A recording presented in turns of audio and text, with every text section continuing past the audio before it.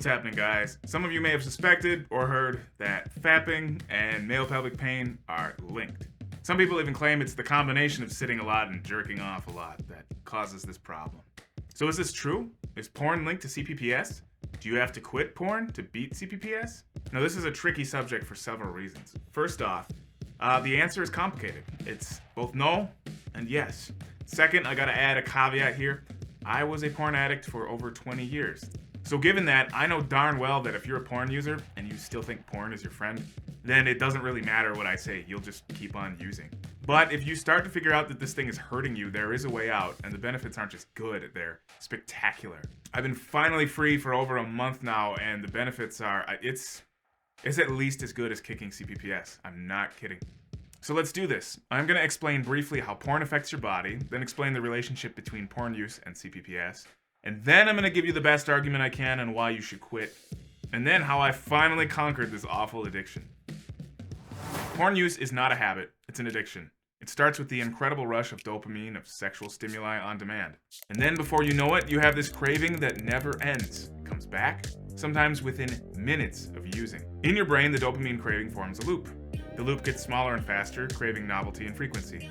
Simultaneously, your brain becomes less and less able to cope with stress as this process disrupts your natural reward mechanisms. In the world of addictions, porn addiction is relatively new, as the past 25 years really made it easy to have an endless supply of porn. Again, this is not a habit. You brush your teeth out of habit, and if you miss it, you may be afraid of bad breath, but odds are you won't think much of it. That's not the case with porn. You'll do more than miss it. You'll rearrange your day to make sure you can have it. You'll lie to yourself and lie to others about it. You'll wipe your browser history better than the FBI wipes a Clinton laptop. You'll promise it to yourself during a stressful day. You'll play it in your mind as you fall asleep. You'll stay up until 4 a.m. searching for the next rush. Just one more image or video like the last. That's not a habit.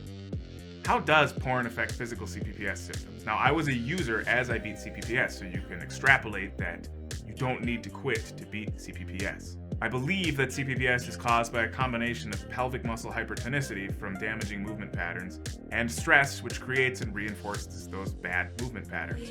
Porn leads to orgasm. Orgasms lead to your body flexing pelvic muscles. The muscles are already tired. You get a burning sensation, sometimes a super horrible burning sensation, depending on how tired those muscles are. In the case of hard flaccid, you may have completely exhausted those muscles until the trauma inhibits blood flow, but I think it's unlikely that masturbation got you there. Porn addiction can still make your CPPS worse, even if kicking it is not a requirement to end your CPPS problem. Addictions are stressors. For example, there are no doctors who recommend alcoholism or heroin addiction as a way to relax. Now, it's true that porn doesn't have the same side effects as alcoholism or meth use.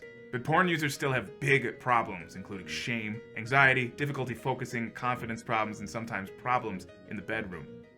Now, if you believe my premise that CPPS is partially caused by stress, and addictions add stress, then it stands to reason that kicking this addiction will help you kick your CPPS problem.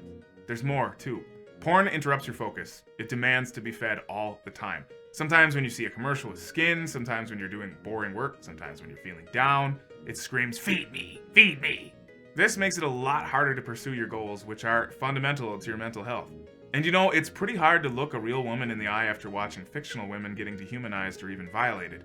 There's an obvious moral and logical hypocrisy in that. Some part of your soul knows, and the shame is to alert you that you're doing your soul damage. Not to mention your endorphins and testosterone aren't where they should be when you frequently jerk off.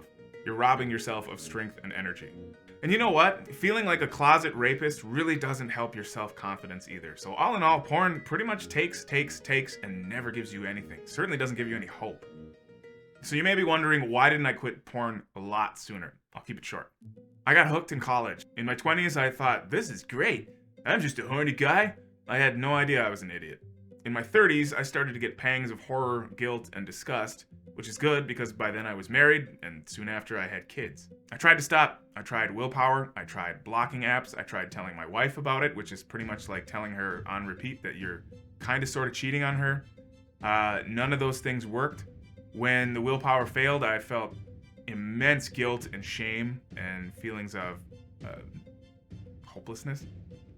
And it wasn't until John's video that I discovered the book with the worst title of all time, The Easy Peasy Method. And like Cure CPPS, it's free.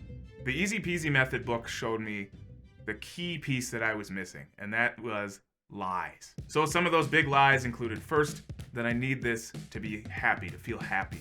Second, that if I don't get it, I won't be happy, and instead I'll have this perpetual feeling of agitation. And third, that I'm just hornier than other guys, and there's just no way my wife can provide enough for me.